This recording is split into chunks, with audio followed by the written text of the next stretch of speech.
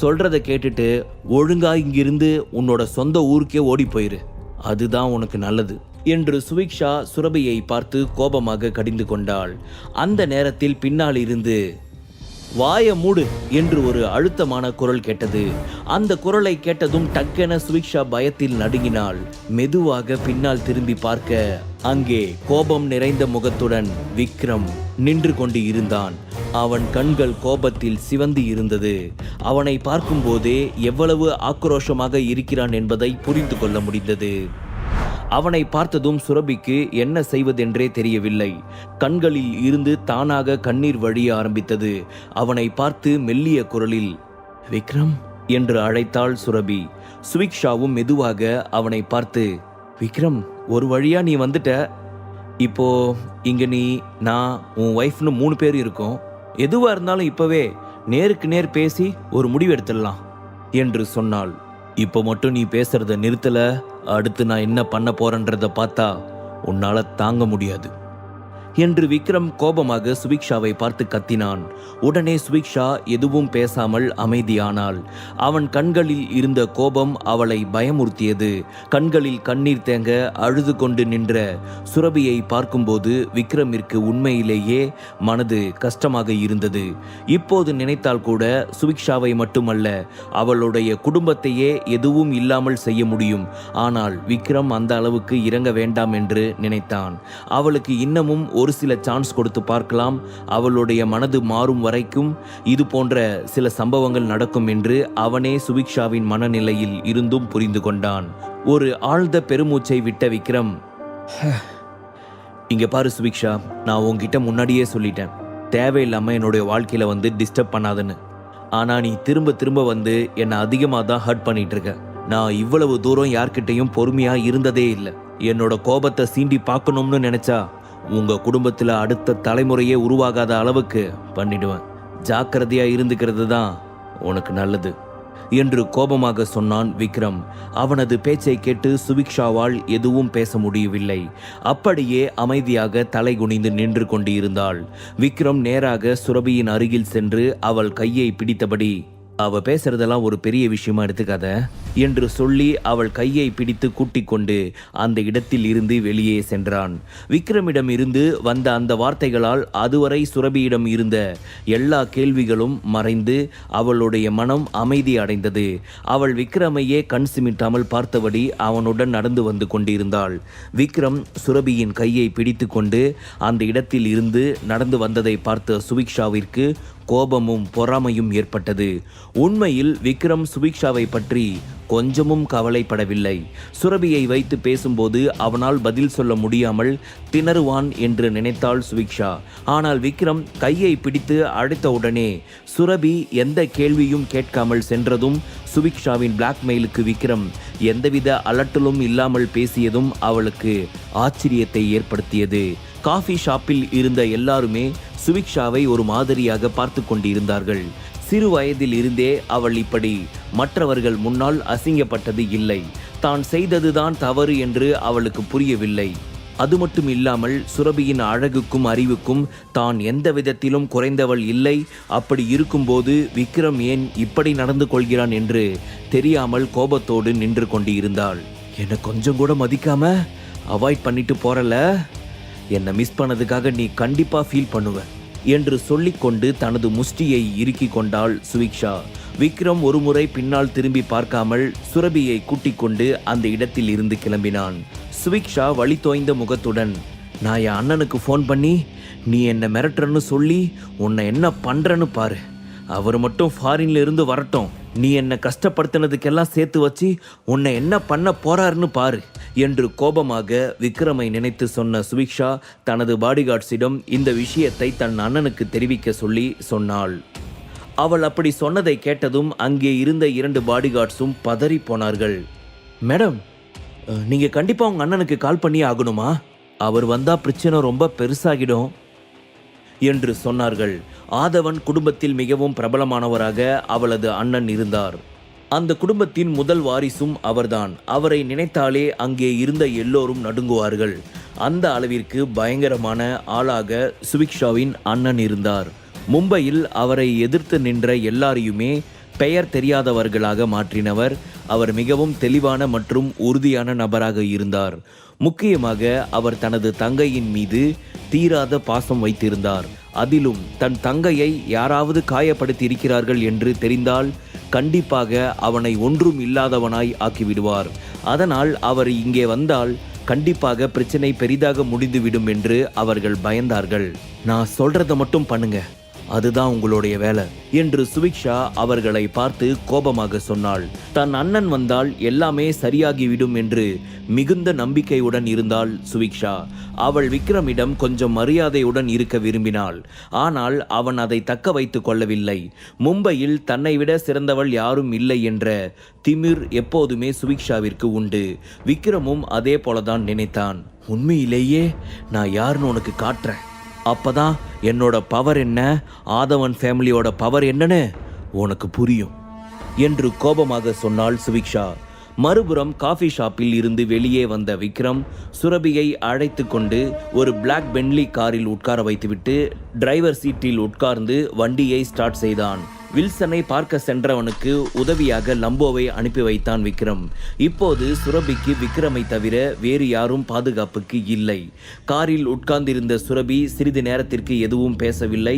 கொஞ்ச நேரத்திற்கு 2 பேரும் எதுவும் பேசாமல் வந்து கொண்டிருக்க சுரபியால் அதற்கு மேல் அமைதியாக இருக்க முடியவில்லை. அவனை பார்த்து பேசினாள். விக்ரம், நீ ஆதித்யா குடும்பத்தோட வாரிசா? உன்னுடைய உண்மையான பேரு விக்ரமாதித்யாவா என்று கேட்டாள் சுரபி. என்னோட உண்மையான பேரு விக்ரம் சரண்யா என்று ஒரு கையால் ஸ்டேரிங்கை பிடித்து கொண்டு இன்னொரு கையால் சுரபியின் கையை பிடித்தபடி ரோட்டை பார்த்து கொண்டே சொன்னான் விக்ரம். உன்னோட பாஸ்ட் லைஃப் என்னன்னு நான் தெரிஞ்சுக்கலாமா என்று சுரபி அவனை பார்த்து தயங்கிக் கொண்டே கேட்க விக்ரம் மெதுவாக அவளை திரும்பி பார்த்தான். அவனுடைய கண்கள் முழுவதும் சுரபியின் மீது இருந்த அக்கறை மட்டுமே தெரிந்தது. என்னோட பாஸ்ட் லைஃப் பற்றி நான் பேச விரும்பலை, ஆனால் நீ நினைக்கிற மாதிரி எல்லாம் எதுவும் நடக்கலை. என்னோட லைஃப் உன்னை தவிர வேற யாருக்கும் இடமில்லை, அதை நீ நம்பணும். அந்த சுவிக்ஷா சொன்னதை பற்றி எல்லாம் நீ கவலைப்பட்டுக்கிட்டு இருக்காத, அந்த விஷயத்தை நான் டீல் பண்ணிக்கிறேன் என்று சொன்னான் விக்ரம். ஆனால் விக்ரம், எனக்கு உன்னை பற்றி தெரிஞ்சிக்க வேண்டாமா? உன்னோட பாஸ்ட் லைஃப்பை பற்றி எனக்கு எதுவுமே தெரியாது என்று சொன்னாள் சுரபி. அது அவ்வளவு முக்கியமா? அதை பற்றி தெரிஞ்சுக்கிட்டு என்ன பண்ண போற என்று அமைதியாக கேட்டான் விக்ரம். அவன் சொல்வது சரிதான்.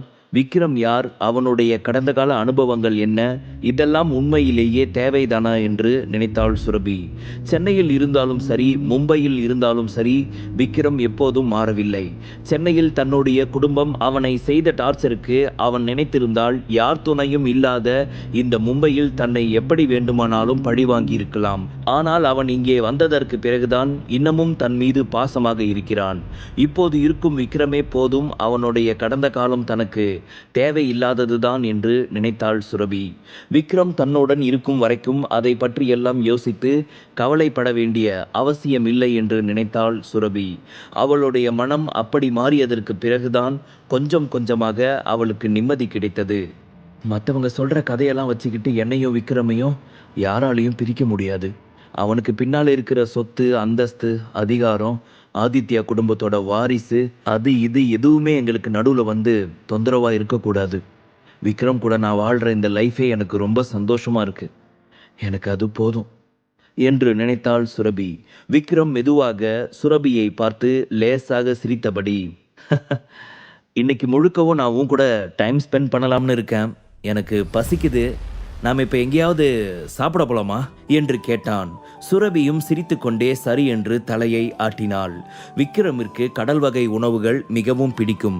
சுரபி எப்போதும் அவற்றிற்கு அதிக முன்னுரிமை கொடுப்பதும் தெரியும். அதனால் கடல் வகை உணவுகளுக்கு பிரபலமான ஒரு ஹோட்டலுக்கு சுரபி விக்ரமை அழைத்து செல்ல நினைத்தாள். விக்ரமும் அவள் விருப்பத்திற்கே சம்மதம் தெரிவிக்க 2 பேரும் மும்பையில் மிகவும் பிரபல ஹோட்டலான கசாலி ஹோட்டலுக்கு சென்றார்கள். அந்த இடம் மீன் வகைகளுக்கு மிகவும் பெயர் போன ஒரு இடமாக இருந்து வந்தது. தரத்திலும் சுவையிலும் அந்த இடத்தை அடிக்க வேறு எந்த ஹோட்டலும் இல்லை என்று சொல்லும் அளவிற்கு மிகவும் பிரபலமானதாக இருந்தது. தரத்திற்கு ஏற்றாற் போலவே விலையும் அதிகமாக இருக்கும். அந்த ஹோட்டலில் டேபிள்கள் எப்போதுமே ரிசர்வ் செய்து வைக்கப்பட்டு இருக்கும். இருக்கும். அரசியல்வாதிகளில் இருந்து பெரிய பெரிய செலிபிரிட்டிஸ் வரைக்கும் எல்லாருமே வந்து செல்லும் ஹோட்டலாக அது இருந்தது. ஹோட்டல் முடிவான உடனே முதல் வேலையாக சுரபி ஆன்லைன் மூலமாக அவர்களுக்கு என்று தனியாக ஒரு டேபிள் ரிசர்வ் செய்துவிட்டாள். அந்த ஹோட்டலின் உள்ளே முழுவதும் பழங்கால அலங்காரத்துடன் ஒரு அரண்மனையை போல இருக்கும். சுவர்கள் முழுவதுமே அழகான ஓவியங்கள் மற்றும் எழுத்துக்களால் அலங்கரிக்கப்பட்டு இருக்கும். சுரபியும் விக்ரமும் அங்கே வந்ததும் நேராக அவர்கள் ரிசர்வ் செய்து வைத்திருந்த 12வது மாடிக்கு சென்றார்கள். அங்கே கண்ணாடி சுவர்களின் அருகே அரபிக் கடலை பார்த்தபடி இருந்த ஒரு டேபிளில் வந்து உட்கார்ந்தார்கள். அங்கிருந்து பார்க்கும்போது கடலில் வீசும் அலைகள் அனைத்தும் மிக தெளிவாக தெரிந்தது. அந்த இடமே மிகவும் பாசிட்டிவிட்டியாகவும் ரொமான்டிக்காகவும் இருந்தது. சுரபி அந்த கடலின் அழகையே பார்த்தபடி உட்கார்ந்து கொண்டு இருந்தாள். விக்ரம் எதுவும் பேசாமல் அவளையே பார்த்தபடி இருந்தான். அவர்கள் அந்த 12வது மாடிக்குள் நுழைந்தபோது அங்கே இருந்த வரவேற்பாளர் இப்போது மாறியிருந்தார். அவர்கள் வரும்போது பச்சை நிற ஆடைகள் அணிந்திருந்தவர் இல்லாமல் இப்போது சாம்பல் நிற ஆடையில் ஒரு வரவேற்பாளர் இருந்தார். அவர் ஒரு பெண். பார்ப்பதற்கு மிகவும் அழகாகவும் அசாதாரண சுபாவத்துடனும் இருந்தார். அப்போது, மிஸ்டர் விக்ரம், நீங்க இங்கதான் இருக்கீங்களா என்று ஒரு குரல் கேட்டு விக்ரம் திரும்பி பார்க்க அங்கே விக்ரமின் அருகே ஒருவன் வந்து நின்றான். நடுத்தர வயது இருக்கும். அவன் கருப்பு நிற உடை அணிந்திருந்தான். அவனுடைய பெயர் சதீஷ் கிருஷ்ணா. அவன் கிருஷ்ணா குடும்பத்தின் 2வது தலைமுறையை சேர்ந்தவன். இதற்கு முன்பு கிருஷ்ணா குடும்பத்தில் அவனுக்கு சாதாரண அந்தஸ்து மட்டுமே இருந்தது. மேலும் அவன் ஹை லெவல் மீட்டிங்கில் கூட கலந்து கொள்ள தகுதி அற்றவனாக இருந்தான். விக்ரம் கிருஷ்ணா குடும்பத்தின் தலைவன் பொறுப்பை ஏற்ற பிறகு கிருஷ்ணா குடும்பத்தின் பெரிய குழுவை முழுவதுமாக நீக்கி வந்தான். அதனால் கஷ்டப்பட்டு வேலை செய்பவர்களின் பதவி தானாக உயர்ந்தது. இதனால் சதீஷ் கிருஷ்ணாவின் பதவியும் அவர்கள் குடும்பத்தில் ஒரு நல்ல நிலையில் முன்னேறி இருந்தது. தற்போது அவர் கிருஷ்ணா குடும்பத்தில் ஒரு நல்ல அந்தஸ்தில் இருந்தான்.